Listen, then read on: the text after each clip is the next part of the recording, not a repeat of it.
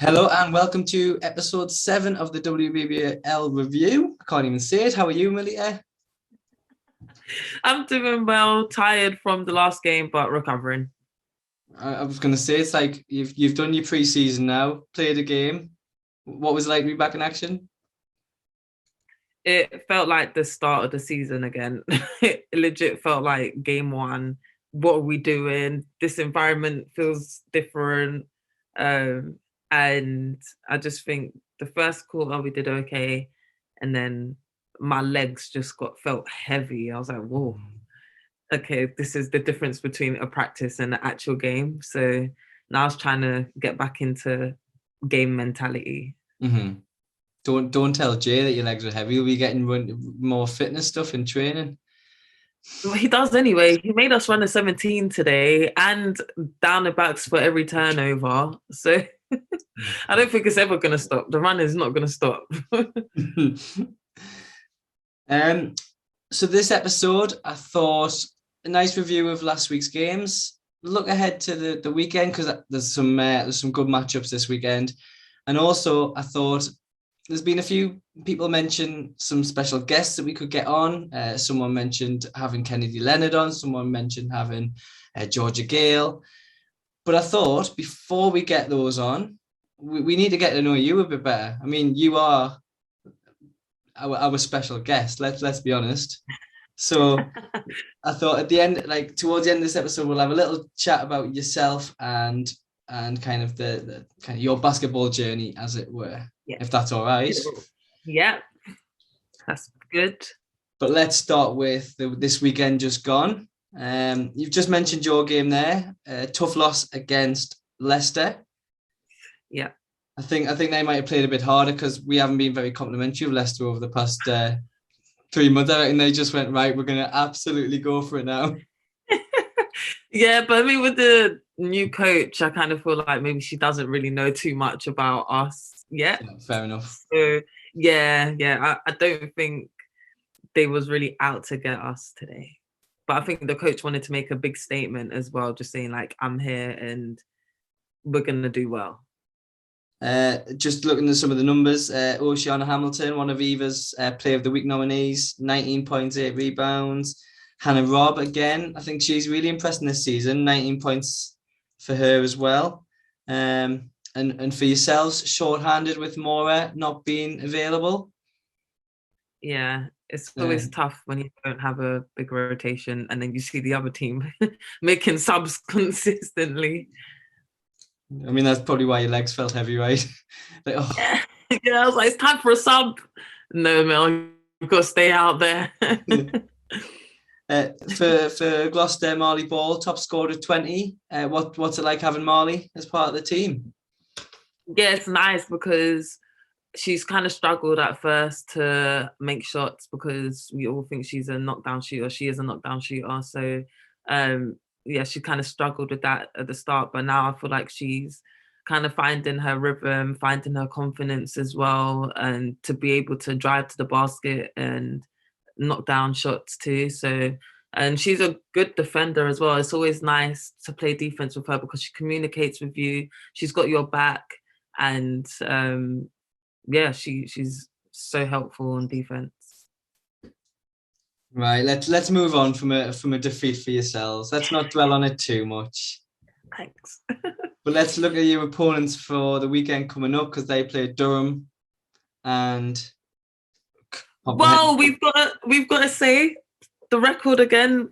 I believe what was it, the fourth quarter?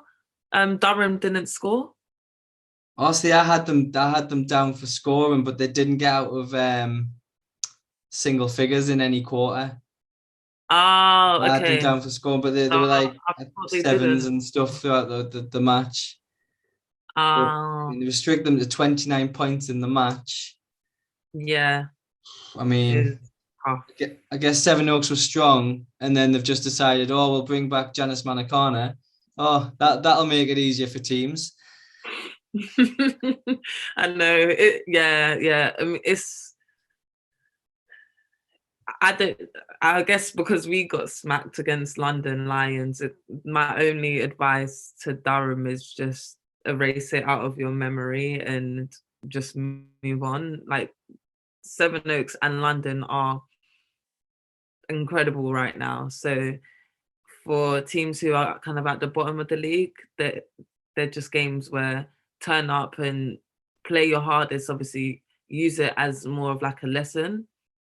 And in the first court, you never know. Basketball's unpredictable. Like they could be off one game and you can be on, and bam, that's a game kind of lost for them. So, but yeah, when you see the end result, you kind of like, oh, like literally it's like a ton of bricks just on you. I guess you just want to get playing again so you can try and kind of put things yeah, right. lucky for them, they get to play next week. I had to wait 5 weeks. That was the hardest thing ever, 5 weeks to the next game. Remember, we agreed we'd never talk about that again. Yeah, true.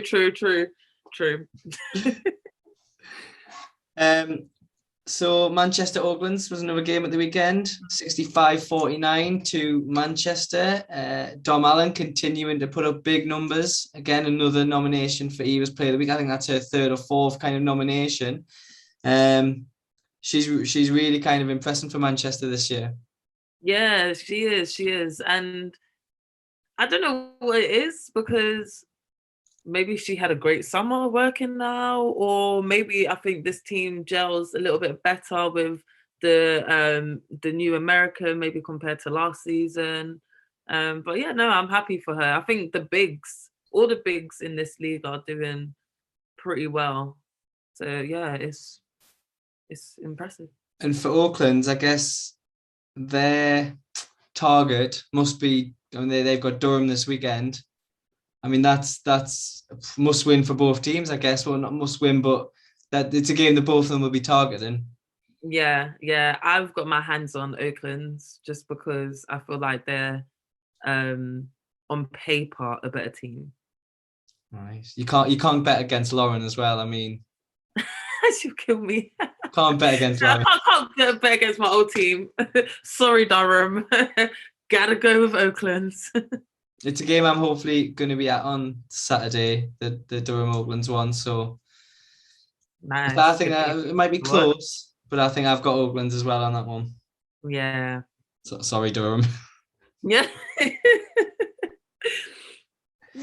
Moving on, Cardiff Essex. Essex again against teams that aren't London and Sevenoaks. Another win, another impressive performance. Ashley Munns, 24 points.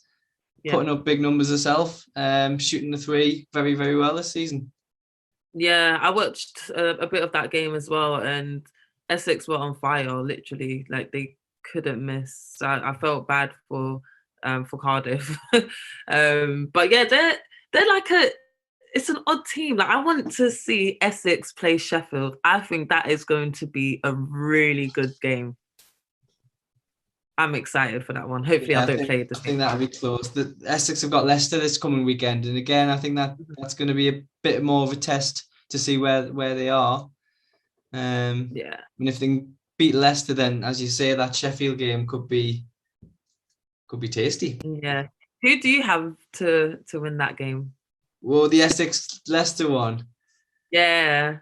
I haven't quite decided yet. Yeah, me neither. Might have to toss a coin. Stone was out. She started against us and then didn't really play much. Right. So I'm not sure what's going on there. And then their guard, I keep forgetting her name, McLean, I can't remember. Number 10 anyway. She is slowly starting to come back. She played quite a bit of minutes here and there in our game. So I'm wondering if they're going to struggle because people are just coming back from injuries. Right. Okay. Yeah. Do you know what? I've got Essex. I've got Essex winning. Just go for it. I'm not deciding. Yes, I'm not being put under pressure. Yeah, I think if Essex run the floor hard, they'll win 100%. See, that's you going against Leicester again. I mean, shocking. Just a word about Shannon Hatch again for Cardiff. Double for her.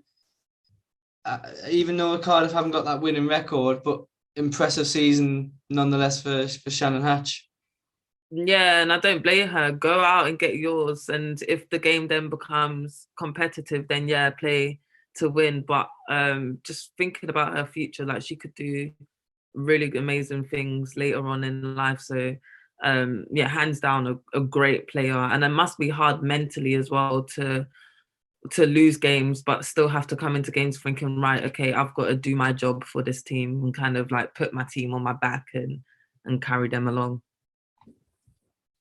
Moving on, the next one, closest game of the weekend, Nottingham against Newcastle, 2-point win. Nottingham with a chance to win it at the buzzer. Yeah, but just not it. Yeah, that I'm so upset because I caught it at the fourth quarter and I was like, no, I can't believe I missed this game. Like it was so competitive and I actually thought Nottingham was going to come away with it at the end there because they got, what was it, 2 stops in a row? Yeah, I think it was. Newcastle nearly threw it away because I think they had a 4-point lead, and then there was a steal towards the end where they just easy, fast layup. Yeah. And then that chance for the win. Yeah. But yeah, it was a good game to watch. Yeah, Very competitive, as you say. Yeah. So now, like, I don't know where to put Newcastle and Nottingham in the league. I'm still a little bit unsure. I always go against Newcastle as yeah, I was well. going to say it's 3 wins in a row now. I mean, shame they've got London next. But I feel like I always have to go opposite you when it comes to Newcastle. Okay. Make things more exciting. I am catching up though. I'm only 2 points behind now. So I think we do need to start thinking about what the forfeit at the end of the season will be for the loser, as it were. Because now I'm not like 7 behind. I can have that conversation.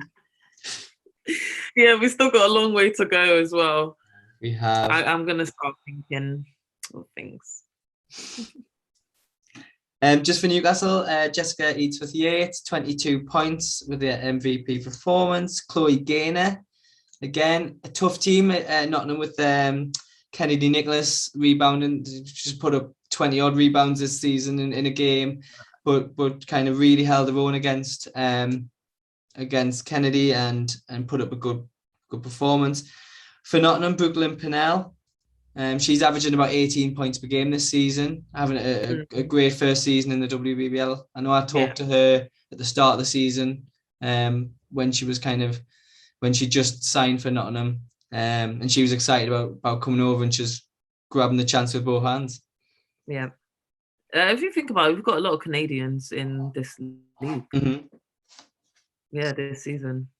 I don't know why that's happened, but yeah. Just a little thing I just caught on to. Right, let's move on to the last league game of the weekend. We've still got the cup semi-final to talk about, but the last league game was Sheffield, their second part of the doubleheader against Caledonia, 86-66, and a return of Hannah Shaw to the league, which was very exciting. Yeah, just came through quietly, didn't want to tell. Well, I had a little sneak insight on it, but didn't really tell anyone else. Just like, oh yeah, I'm playing. It's like, oh, okay, Hannah. And then the fact that she came up with such a big performance as well. Like she was like, okay, I'm kind of gonna come in quietly, but make a big statement so everyone knows that I'm here. So that's exciting for her. Yeah, I mean, 22 points, playing a lot of minutes. I know she should put a post on Twitter saying how please send help. Yeah, she was only expected to play a small amount, but it was just like push her right in. Welcome back, Hannah. But yeah, no, she did good. You like top athletes are too competitive for your own good. Once you get out there, it's like, oh no, keep us on. I'm good. Yeah, no, it's true. Even my first game back after my little hiccup, I was only supposed to play 10 minutes, and I ended up playing about 30. Mm-hmm. And I was like, yeah, I'm good. It's okay. Don't need to sub yet. It But yeah, it's just that mentality really to have as athlete. Again, just Sheffield, just a word on Georgia Gale. I mean, we've talked about Georgia this season. She's having an incredible season. Obviously in the GB fold as well. 26 points, 9 rebounds, 5 assists, 3 steals. Stood like filling that stat line up. Right, yeah. Super happy for her, and I can't wait for us to interview her as well, to just get an insight of mentally how she is, and and just have a little chit chat. Yeah, when you get that one in the diary, Yeah, that would be a good one. For Caledonia, obviously they've announced another new signing today. Is it Lakin, James? I really apologise if I've said that wrong. But that's 3 new signings now in the last couple of weeks. And then Taylor Edwards, the first of the new signings, near triple-double. I nearly missed that one, but near triple-double, 16-9-9. Yeah. So not far away for her. Making an impact in the league quite quickly. Yeah, it's going to be exciting to see how all these new players are going to be for the team, and does that make them come up to like mid-level, maybe higher, or are they going to stay down there still? Well, we said last week, watch out for Caledonia. Yeah, watch out. I'm upset we didn't play them earlier. But hey. Newcastle did play them and got beat, so it doesn't make a difference. But right, Cup semi-final. I thought this game was going to be a little bit closer than it was. 34 points deficit, and that was without Cassie Breen, without Holly Winterburn. Mm-hmm. Is anyone stopping London this season? Sevenoaks. It's a scary thought, I think, because I mean, I think Jo Leedham, Warner was talking about after the game, and she said that that many players can step up at any time in that London team. If you Eva's Player of the Week, there's 3 London players now who've won it. Yeah, it's kind of spread out. One week it could be Holly Winterburn hitting 27 points. This week it was Jo Leedham. They've just got talent all over. Shanice Beckford Norton with 21 points. Yeah, it's incredible. Yeah, it's hard, and I don't know. I guess for me, it would be nice if teams had more time maybe to scout. So if one player is going off, okay, well, let's take this away from them, but also know this is the player, so they're going to be looking for certain things, but then there's just disadvantages everywhere for teams. So it's tough. It's tough. How do you beat a team that's got so many legit players? But when you looked at that, when you looked at that GB squad last week, you just kind of, it was the core was the London Lions team, really. Yeah. So when you've got an international team kind of playing for your club side, it's going to be hard for any team to kind of compete against that. Yeah, which is good for GB though, because when I look at other countries, a lot of their players are playing in their own hometown league, whereas with GB before it was a lot of everyone's in different countries. So it is nice to kind of see that. So at least maybe in the future, like they're gonna just gel so well because you've got everyone playing in the WBBL, and then you've got your add-ons here and there. That's gonna help a huge amount. So that's one good thing we can take away from so London are the first team to good. First team to book their place in the final, in Birmingham in January, and it's Leicester against Newcastle in the other semi-final at the start of December. It's going to be hard for either of those teams to put up a fight, as we've just talked about, but hopefully, because that game will be on the Sky Sports channels, hopefully it'll be a nice competitive game for everyone to see. Yeah, exactly. I think, and that's so important as well for us or everyone to try and get as many supporters as possible watching the game to to show that people actually do care about women's basketball. We do like to watch it. It can be enjoyable as well. So the more people we get watching, the better. Hopefully we get Absolutely. more. Maybe next season we'll just get league games as well. That would be great. So if you're listening, Buzz 16, Yeah. we want league games. Right, let's turn the attention to yourself then. So before we kind of talk about next week in a little bit more detail, let's get to know you a little bit better. Let's start with just where were you born? Where are you from? So I'm from Westminster and City in London. Grew up in house with my parents, and I've got 4 older sisters. I started playing basketball when I was about 9-ish. I kind of did everything. My mum works for Westminster in the sports department for the council, so she kind of got me doing legit everything. And my dad's like a huge sports fan as well, so he has me watching cricket, boxing and stuff at home. So automatically I just knew I was going to be an athlete. So you said you started playing at 9. Was the kind of, when was the thought that this could be something I would kind of pursue later on in life? Not until years after, because I didn't see any women basketball players play besides in the Metropolitan League, which I played in when I was 12, because there was no other female teams in my area. So I had to play. I was training with boys, wasn't allowed to play with them.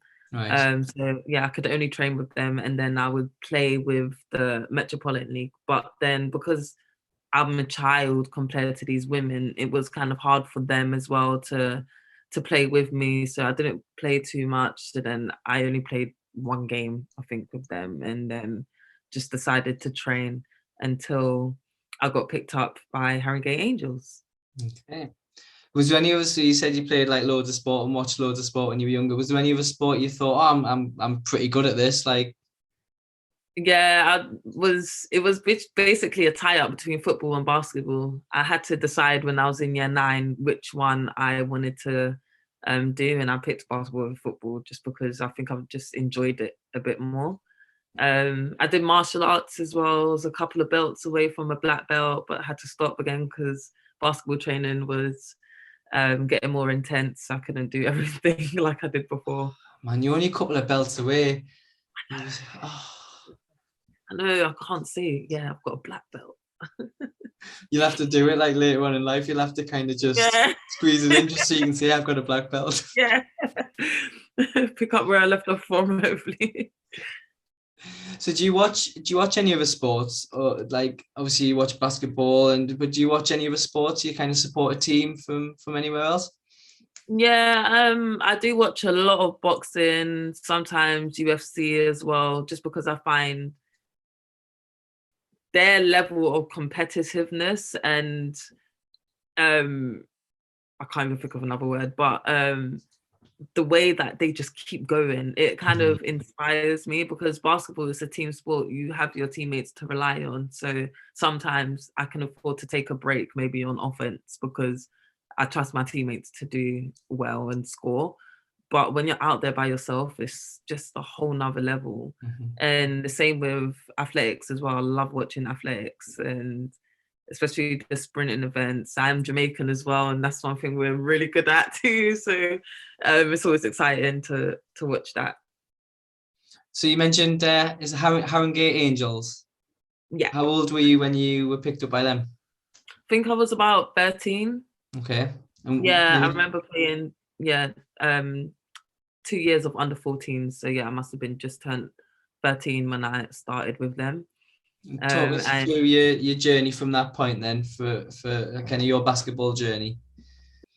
Okay, so I remember the first training session with Harringay Angels. I was so intimidated because I was playing with older girls who were going off to America, and finally I could get some inspiration as well. So the sessions were really hard, and I wasn't used to playing against females who are also at the same level as me. So it was definitely competitive every single practice. And yeah, I'm so grateful, because I think it turned me into such a better player. Playing with guys, fitness level, I was amazing, but then my IQ wasn't there because playing with guys, I would do things differently just to try to level up with them. But when you're playing against people your own age and that are at high level, it helps so much. So I was with them all the way until under 18s, and we pretty much won a gold medal every single year. And I think I'm gonna say for 2 years in a row, under 14, 16s, and 18s, all three of us won. So I don't know if that record's been broken yet or not, but it was pretty easy to say we were the best team in England at all age groups. So it was very enjoyable playing with them and smacking teams by 100, which I feel like is happening to me now. You forget about that London game. Keep bringing it up. But yeah, I had great coaches as well, who helped me to get looks in America too. So I'm forever grateful for them. So then talk us through, after under 18s at Haringey, what happened next? Then I went over to, when I was under 18s, I also went to Barking Abbey. So I was there for 2 years as well, and going to a basketball academy helped me a lot because I'm playing more basketball. During lesson times, it's an actual lesson, and after school as well, in the morning if I wanted to get extra shots up. So that was really good. And then I could play at D1 level 2, which now WBBL. So playing at a young age at a high level was good. Yeah, so then went to the University of Illinois at Chicago on a full scholarship. Yeah, moving away from home is always hard, especially to a city like Chicago. But I went there because Luol Deng was playing for the Chicago Bulls, and Nice. yeah, so it was nice for me because I at least have someone kind of there if I needed any support. But annoying because he got traded next season. So it's like, great. Should I move too? But yeah, stayed there for 4 years. My first year was probably the hardest because playing for 3 hours at practice every single day, study hall, and then you've got games as well. I found that a little bit gruesome on my body. I didn't play too much either, so that was a bit of a disappointment because I felt like my coach could put me in a couple of minutes here and there. But I stuck with it. Sophomore year, I was starting, and yeah, I started again throughout my whole career at UIC, and I felt like I had a major role. So it was a good college career.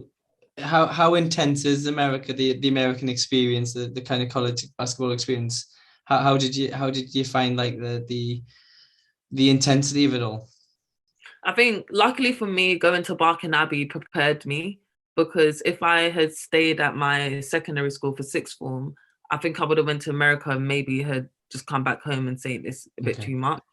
So I think, yeah, Barking prepared me well, but the egos, I guess, from Americans is just completely different. And English players are very nice. They don't like to kind of tell you how it is. You got coaches that will say only dribble for purpose, and then you got these Americans coming down like putting it through your legs, step backs in your face, and it's like, oh, we didn't get taught this in England. Where did this come from? Like, okay, I'm already 2 steps behind. So I think I found that the hardest, competing mentally with the girls. They were just on a different level, and then my coach as well, constantly challenging you, calling you a wimp.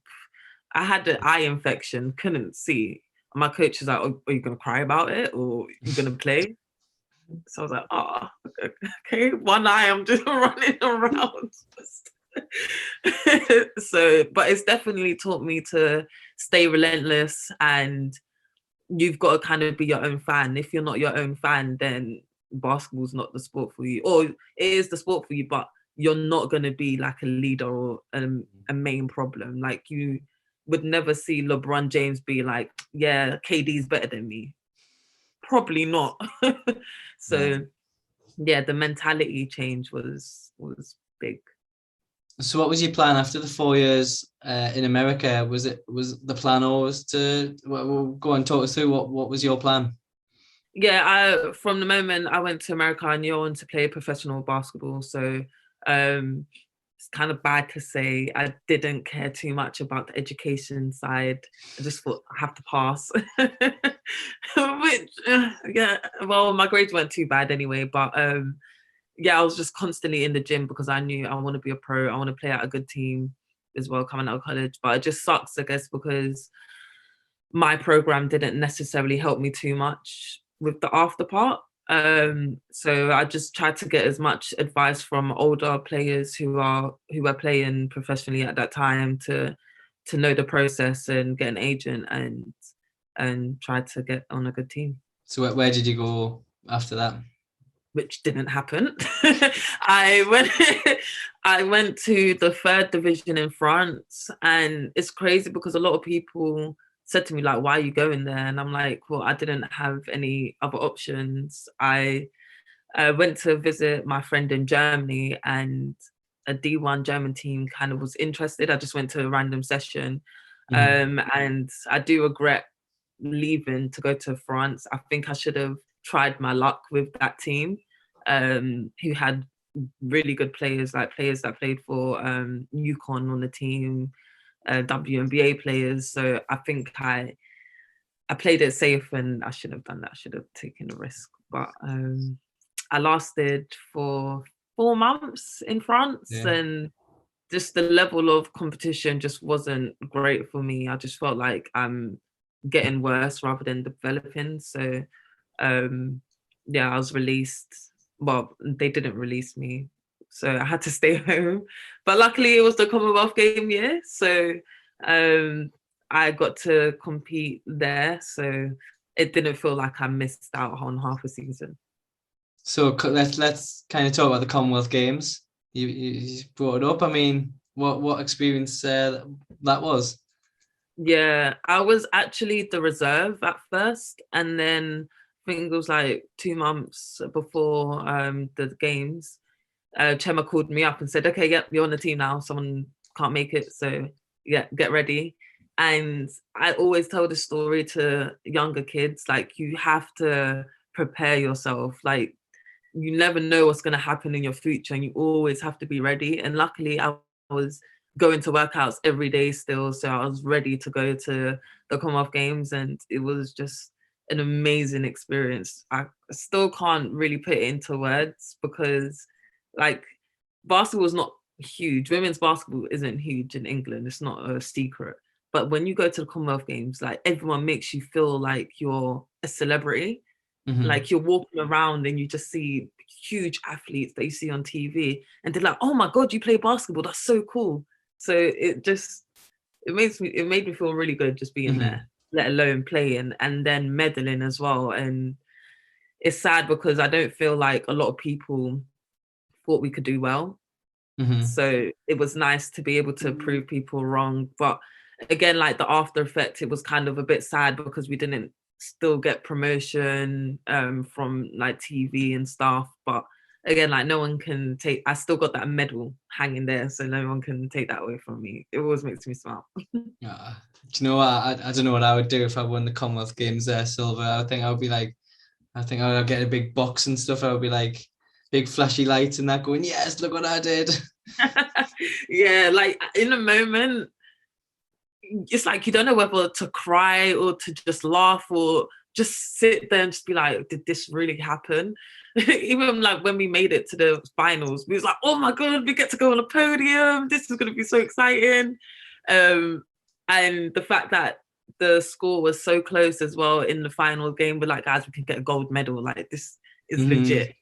But yeah, obviously we didn't, but it was still exciting to be able to step up on the podium. It's always a strange one, isn't it? Because you get beat, but it's such we're still cheering like we lost, but yay!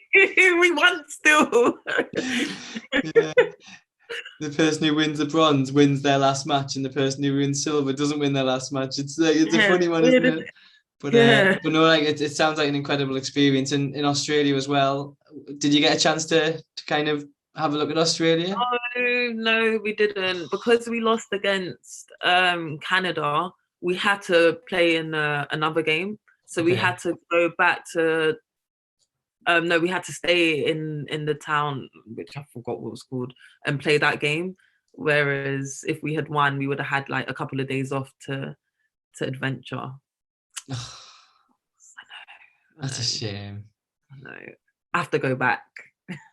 Of course, the Commonwealth Games is in Birmingham next year, and there's like the 3x3 basketball as part of that as well. It'd be interesting to see who from the WBBL kind of gets to represent, and it's going to be interesting to see next year. Yeah, exactly. And it'll be interesting to see who does kind of put themselves forward for it, because it feels like a completely different sport. But I think for England, it's great having a 3-on-3 team, because especially women's basketball, because it's easier now to get more girls playing, because you only need 4 people on one team. So I think for schools and stuff like that, it's a big thing to try to promote to kids that don't necessarily compete in team sports. So after the Commonwealth Games, what was next for you? I then went to Spain, and you've been about a bit, haven't you? I know. I played in the Liga D1, which was so exciting for me, because I already knew who I was playing against, like some of my favorite players in the WNBA. It was pretty exciting, and the coach didn't necessarily know much about me, because obviously I'm young.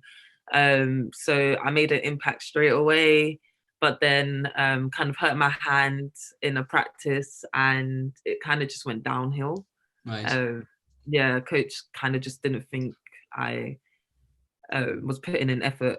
And also I had a roommate that wasn't necessarily positive and kind of dragged me down, which was tough, because I live with her, so I've got to go home with her. But she got fired. But second half of the season, coach just kind of forgot about me, I guess. His loss. Yeah, exactly. Well. And then was it Auckland's next for you? No, London Lions. Of course it was. Yeah, I played like 3 games with them before tearing my ACL. It sucks, because I asked Mark, I was like, hey, can I play a couple of games with you, just until I get a look overseas that I kind of like, because I didn't like any of the looks that I had. And he was like, yeah, sure, of course, like you're always welcome to come back. And it's crazy, because the day I got my results about my knee was the day I was going to sign with a Euro Cup team in Kosovo. Right. So it was a big hit. How did you find that kind of your mental health and stuff at that time? Was it well, obviously it was tough. How tough was it for you? I instantly cried. I'm not really a crier, but I had to take 5 minutes to just kind of let it out. And then I told my family and my friends, and then it kind of seemed like everyone else was upset for me. I kind of just got over it in the 5 minutes. But I gave myself a couple of weeks to just mentally really get over it, and then just crack on with the rehab. And I kind of look back at it now, I'm just thinking, where would I be if I had gone to that team in Kosovo? Maybe I'll be in the Euro League or something. But I guess it happens in professional sports. So it's kind of one of those things I've just gotten over. I mean, I'm happy that you're in the WBBL. So I mean, that's every cloud. And it is exciting. It is nice, especially doing this review with you as well. It makes me value the league a lot more, and seeing things from other people's perspective as well while I'm on this review. It's not just about me. I'm thinking, okay, how is this person doing? How's this team doing? It it's different, and it's nice. It kind of takes away from just being a player, and it makes me look at the game and value the game more. Well, I'm glad you're here as well. And then obviously after recovering from injury, that was the Auckland's return, wasn't it? Yeah, I thought to myself, I came back early and I just wanted to put myself in the deep end just to see where I was at, because I was recovering very well. So I just thought, yeah, I was ready. I thought I was going to go to London Lions, but because the roster was so big, I didn't feel like I could really see where I was at. So yeah, I went over to Oakland, great environment, loved it there. And I definitely threw myself in the deep end because I was playing a lot of minutes as well. Yeah, so made it to the playoffs. I couldn't play in the playoffs because I had hurt my knee against Newcastle. But it was the summertime anyway, so I got what I needed from Oakland. So I'm so thankful for Lee to allow me to join the team. And then the Gloucester opportunity came up, a brand new franchise. I know we've talked a little bit about that, but kind of just remind us how excited you were at the start of the season for this new franchise, new challenge. Yeah, it was. I was shocked at first because like a new team, okay, and everything that our coach Jay was saying, just basically about like building a legacy here in Gloucester, is pretty much why I decided to stay, because I'm still coming back from my ACL injury, even though it's taken forever. So I thought it would just be a great opportunity for me to ease myself still back into playing, and it's been rocky. It's been hard. Like there are ups and downs being in a brand new team and not having players, but I always have to kind of remind myself like why I'm here and what I want to get out of it, to just keep going and try to help my teammates out as much as possible, because I am one of the oldest on the team. So to be able to try to pass down my knowledge to the younger generation is something that I'm happy I'm able to do. Right, let's have some quick fire questions then, just to get to know you a little bit better. Right, McDonald's or KFC? McDonald's. Favorite squad number and why? Favorite squad number? Yeah. 1. And why? Because 1's the beginning and the best.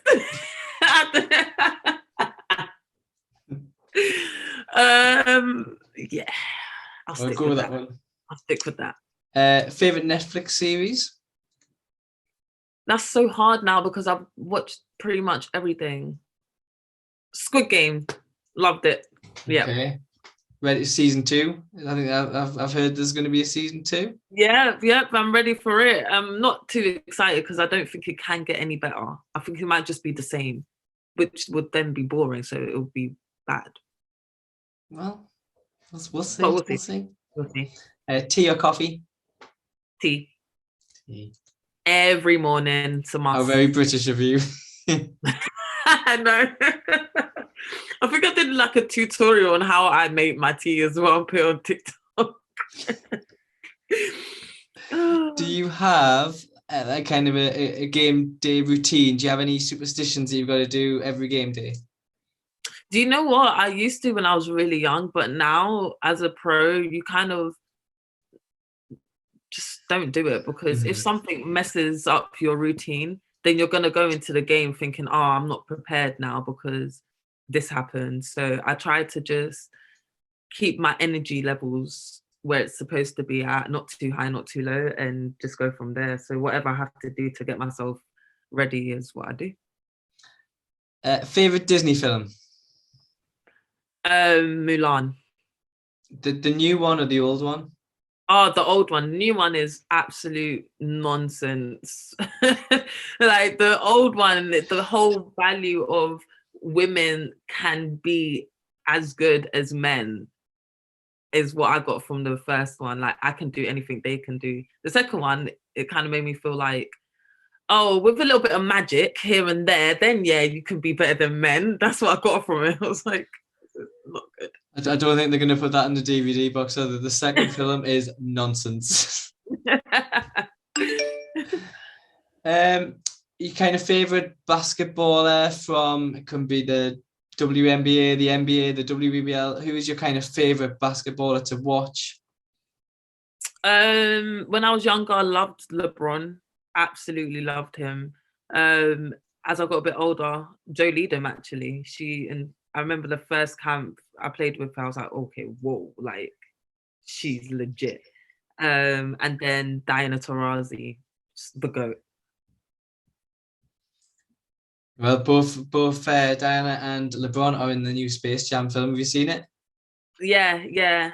I think it was all right. I think for the kids, it's great because I feel like their response to it was my response to the first Space Jam. So yeah, I think it was decent. This is linked to your Instagram this week. Would you be friends with someone if they didn't put lotion on their feet? So now I feel like people think I have a foot fetish. I don't. I really don't. I was just intrigued about my followers because, yeah, it's important to lotion everywhere. Well, I heard it on a podcast and I just thought, yeah, let me put this up to you and see.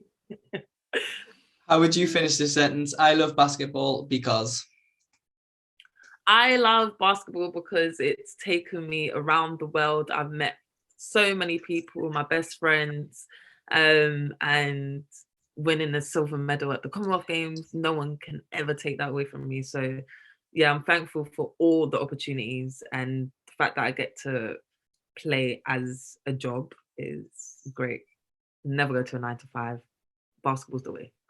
Always. Amazing. Well, thank you for sharing kind of with everyone your basketball journey and kind of what you've been through. You've been through a lot, haven't you, in the space of a career at the moment? Yeah, and it's funny because everyone's like, "Oh, you're young," and I'm like, I don't feel it anymore. Like I feel like I'm in my 30s now. There's nothing wrong with being in your 30s. Yeah, 30 is the new 20. Right, so before we finish, let's have a look ahead at next weekend. We've talked about Durham Oaklands. I think that's going to be a tight game. Caledonia against Nottingham again. It could be. It's a hard one to call. We don't know, but I might have to go for Caledonia. Well, new signings, Yeah. and Nottingham coming off another defeat. Confidence knocked. That's an interesting one. Yeah. Essex Cardiff. So Cardiff have the chance for revenge straight away. Newcastle against London. Tight game. No comment. No comment. Do you know what though? Eva's got the cards she's made for the last few players of the week, and the last three have been Holly Winterburn, Ebony Horton, and Joe Leadham. So she's going to take all the cards on Saturday, and hopefully we'll be able to give them out. Yeah, that'll be good. That'll be nice. We'll see if Holly's playing, if Holly's there. I don't know what the current situation is with her, but well, they're playing Wednesday. Yeah. So yeah, I think there we'll kind of see. They're currently 2-2 in their group, aren't they? With 2 games left. Yeah. So need to win the last 2, I would say. Yeah, they do. Fingers crossed for. I think they will though. Yeah, they've got it. We'll go with that one definitely. Last game on the Saturday is Gloucester against Sevenoaks. Obviously, we've talked about Sevenoaks, tough game. How are you feeling? I just gotta go in, and yeah. they're bigger than us, and they've got a rotation on the bench as well. But yeah, I'm not worried. I will never go into a game fearful. Mm-hmm. So yeah, I think we'll be That's fine. If we knock down our shots as well, we're unstoppable. So good attitude. And the last game which we have talked about is Essex playing against Leicester. Which again, you said Essex. I haven't decided yet. Yeah, I think I might. Yeah. But as I said, that's quite a weekend of basketball. There's lots of close games that we can't really call. Another chance to see unbeaten London Sevenoaks. It's all going on next weekend. Yeah, and my chance to continue with my lead against you. You do have a lead, but it is closing fast. Right? Yeah, that's all I'm going to say. I'm going to separate that gap a little bit more now. I've given you a chance to come back, and I'll just to make it competitive. How kind of you. Yeah, exactly. I'm hoping to be at the Durham Oaklands game, as I said earlier, and the Eagles London game. I haven't seen London play yet this season, like in person. So that'll be good. That's exciting. Yeah, their bench is hyped as well. Like you see that straight away. Everyone is just on it. And so Newcastle can get a big crowd there, and because that'll be fun. Yeah, should be good. But that's us done for the week. It's been fascinating to hear your story a bit more. Your personal preference of Disney film. I mean, it's all kind of hard-hitting journalistic questions that I like to ask. Oh gosh, yeah, it was nice to share that. But good luck for Saturday. Thank you. Can't wait to talk to you next week. Just to see how it all went. Yeah, and hopefully get someone on as well. Yeah, so as I said, we've talked to Georgia, and she's going to come on and talk to us at some point soon, hopefully, about this season, as you say, kind of where she's at, the GB kind of call up and minutes for them. For anyone listening, if anyone wants to suggest anyone that they want to hear from, just give it a comment at the bottom, or just let us know. Because we're interested to hear people's stories, people's thoughts on the season. But yeah, I think we pointed the wrong way. Do you know last week when we did the subscribe thing? We did it the wrong way. I went the wrong way. I think I can't remember where the button is. What is it though? So what is it? Is it just subscribe? There's a button at the side of the YouTube thing here. Oh, okay. So it's like here. Yeah, possibly. Who knows? Somewhere down here, there's a button. We're gonna get there. We would love it for you to subscribe, to like, to share this with anyone you think would be interested to hear us rambling on about the WBBL. Something we're very passionate about, and we love to hear your thoughts on what we've talked about. Correct us if we're wrong, and just hit us up. Yeah. But yeah, it's always a pleasure, Melita, and I'll talk to you again next week.